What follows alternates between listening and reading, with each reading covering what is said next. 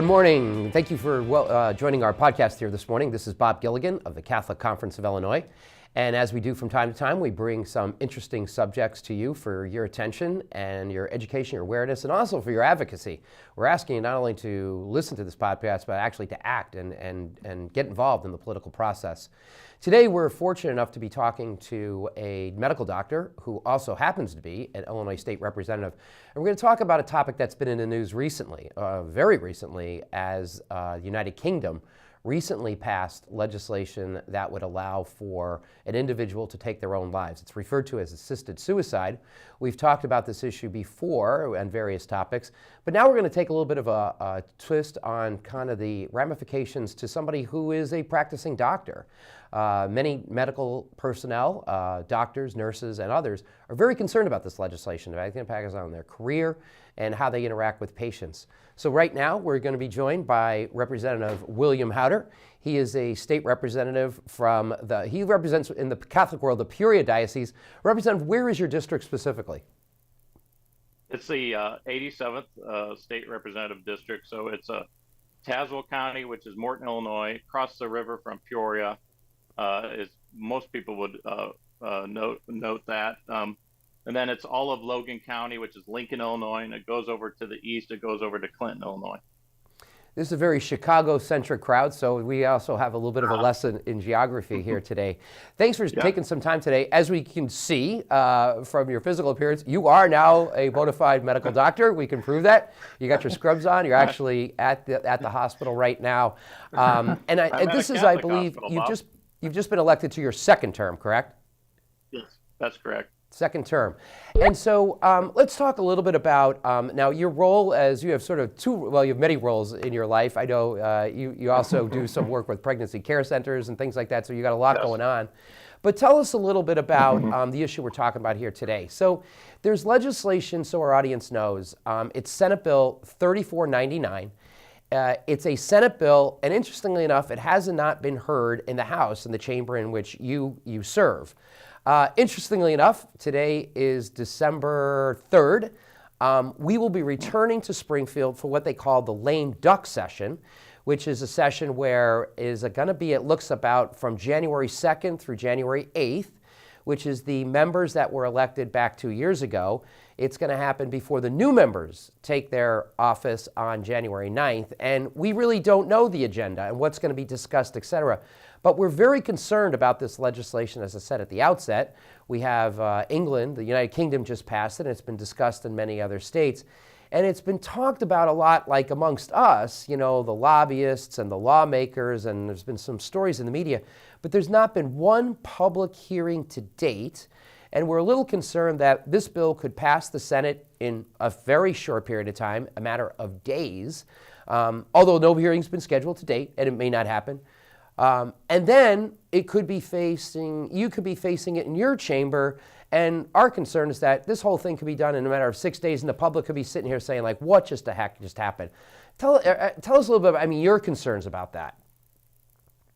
Well, it seems like the state of Illinois has liberal envy. So if there's another state that is more liberal than Illinois, they immediately look at what bills they're passing, that are more and more liberal, and then try to mirror those bills. So my big concern is that this is going to be brought up to the Illinois General Assembly in a very rushed fashion without much deliberation. And then a huge piece of legislation that is very concerning and very wide-ranging will not have the accountability and oversight and really the close look at the controls on this bill that it would need. So that's my major concern. It's just so rushed a time frame. It's interesting, too, that the American Medical Association has taken a public position in opposition to this for years. I believe there's a sentence in their description of this saying that this creates it just does, in essence what they're saying, this just does not work for somebody who's in the medical professional. We've taken, what they call the Hippocratic Oath, which I know is open to some interpretation. But nevertheless, the theme of the piece is that we're here to serve and help people. This puts doctors in a really difficult position, a binding position that they don't like to find themselves. And also, interestingly enough, the Illinois State Medical Society has taken a position in opposition to this. But why does the medical profession feel so nervous about this particular bill? Well, I mean, there's always, Bob, the slippery slope argument. And I always say it's with this particular issue, it's not a slippery slope, it's a slippery cliff. In every situation, every time that it's been implemented, it quickly devolves into out of control. It entails people who are disabled. Obviously, when you have someone who has a disability or is has some sort of terminal illness, they feel a lot of pressure that they should, end their life because it's such a burden on so many people in their lives that they love or that they count on for, support and for, maintaining their life. So they feel like they have to, end that life and insurance companies, as the cheapest care for insurance companies is no care, is that you're dead. And so we've seen in other states and other jurisdictions, even other countries, when this gets implemented, it's a slippery cliff, and quickly people who are disabled or terminally ill or even mental illness are pressured to end their suffering, and mostly it's because they feel pressure or they feel in some way that they have to end their life to take the the financial burden off their loved ones, or even their the whoever is paying for their care, whether it be an insurance company or the government. I know that there's many people who are concerned about the role of insurance companies that you indicated. And I know as a we all of us who have insurance coverage, sometimes we want to have a particular procedure or a particular drug that we've heard about. You have to go through the insurance company. And oftentimes, I know on the other end of that equation are medical professionals, doctors such as yourself. I'm sure as a doctor, you experience this all the time with insurance companies saying, okay, well, I can't approve X procedure, but, try this and try that. And I think you kind of touched on it a little bit about the concern is that insurance companies, I mean, honestly, they do provide good coverage for many people, and we all have, unfortunately, healthcare coverage ranges.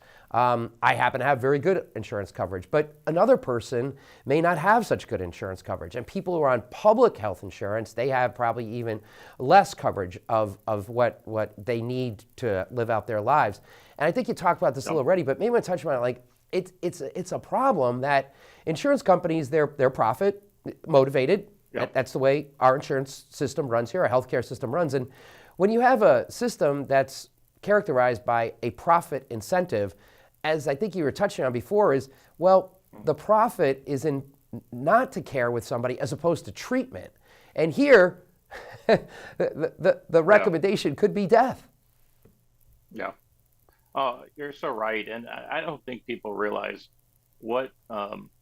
how brutal the insurance marketplace is and how much pressure that physicians and other providers are getting to, they use tactics like denials of care, step therapy, inadequate networks, pre-authorization abuse. And these tactics to not pay are prevalent all across the country, and especially in our state. So I can just see, I mean, you're extremely naive if this bill passes to think that there will not be insurance abuses, insurance pressure placed on patients who are terminally ill or have some sort of,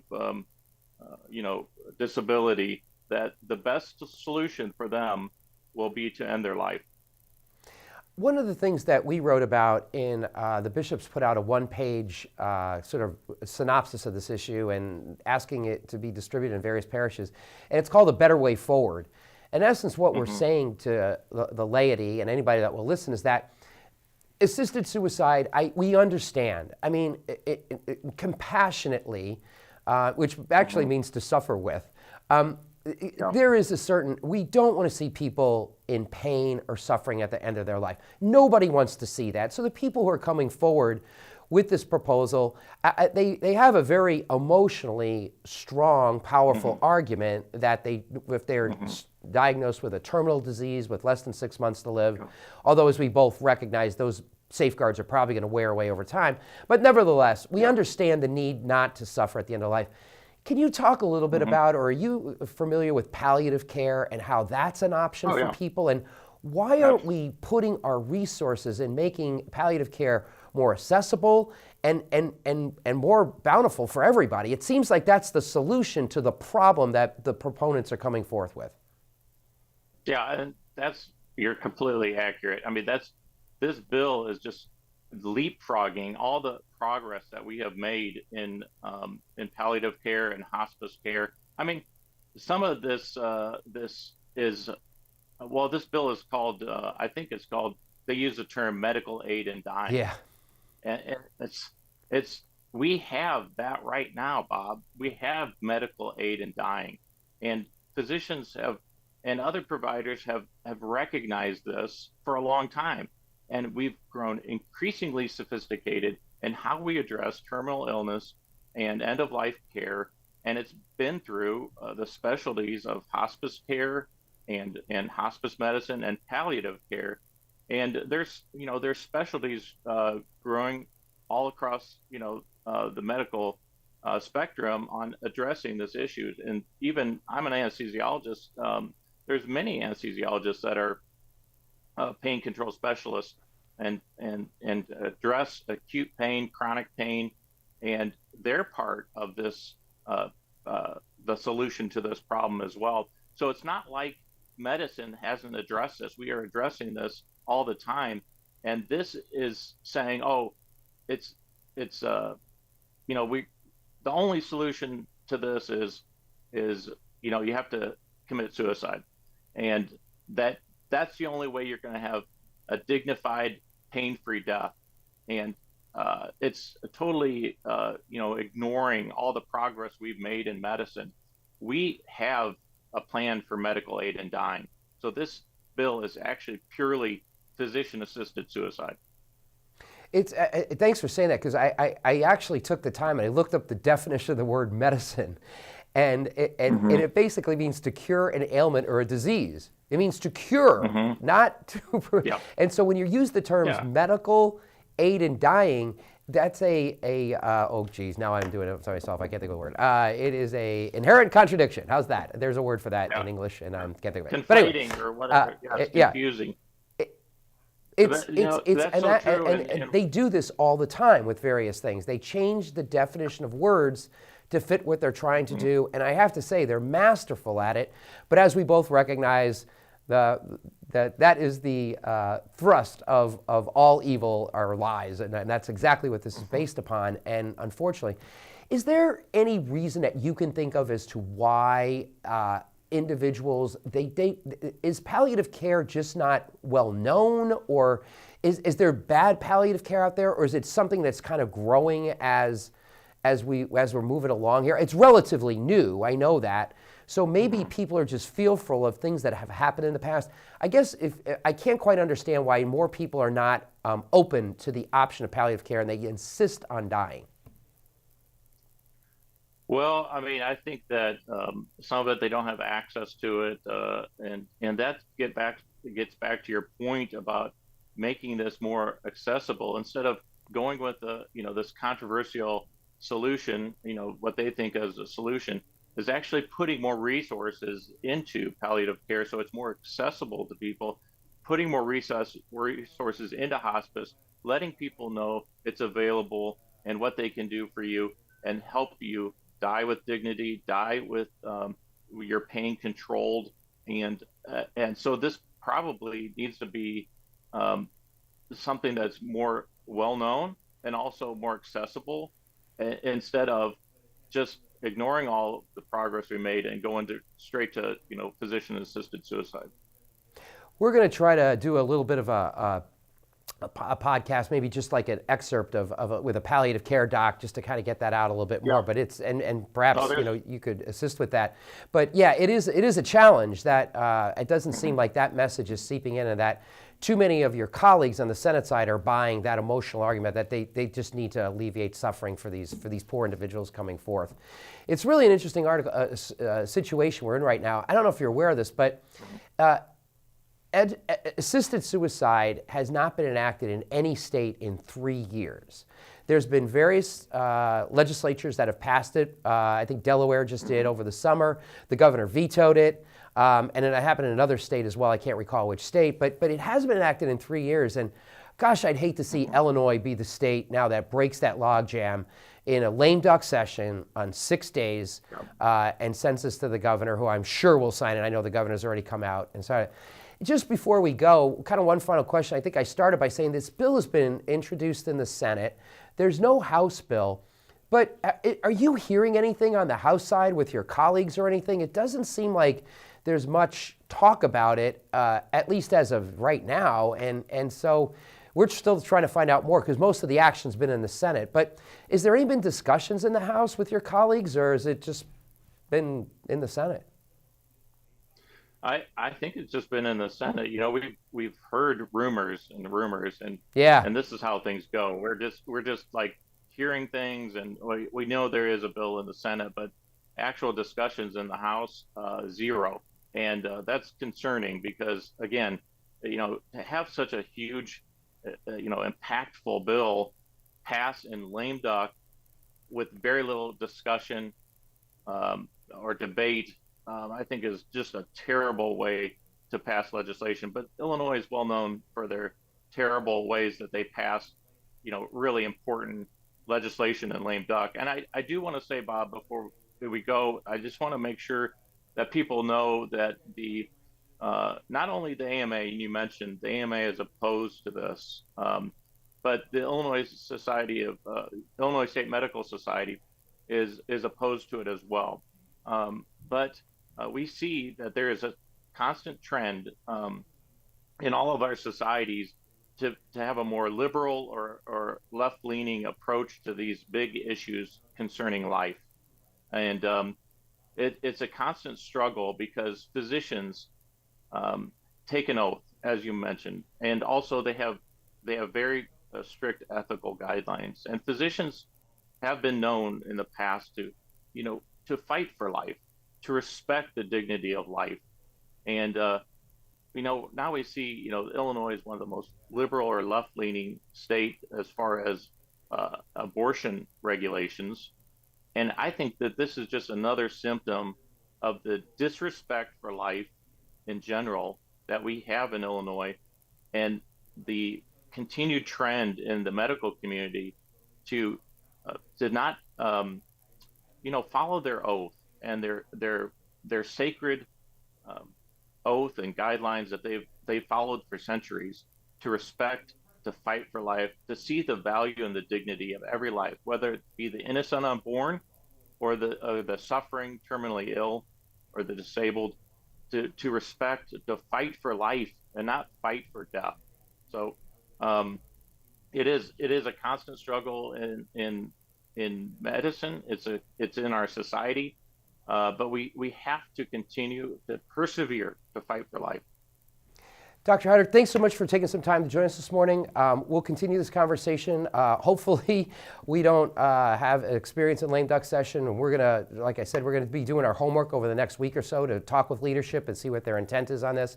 But as you indicated, I mean, to run something like this in 6 days, which is such a massive issue, states have been debating. I think Massachusetts has been debating this for like over 10 years. I know in the United Kingdom where it eventually passed, they debated this for years. So this is not a subject that you take lightly, and hopefully our leaders will recognize this, and we'll have a robust debate. And I think in a robust debate, that gives us the opportunity to get our position out there a little bit more, as opposed to now when we're just kind of trying to bust through the territory because people say, well, what are you talking about? There's no bill coming. There's no bill out there, or there's no bill being discussed. Well, thank you for giving me the chance, and I love working with you down in Springfield, and we'll continue to fight for life.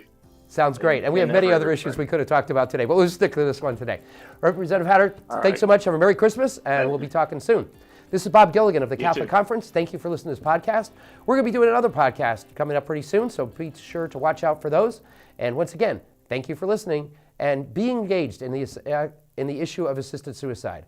Go to our website at www.ilcatholic.org, and you can find out more about the issue. You can educate yourself, be familiar with it, and also learn how to contact your respective state senator or state representative.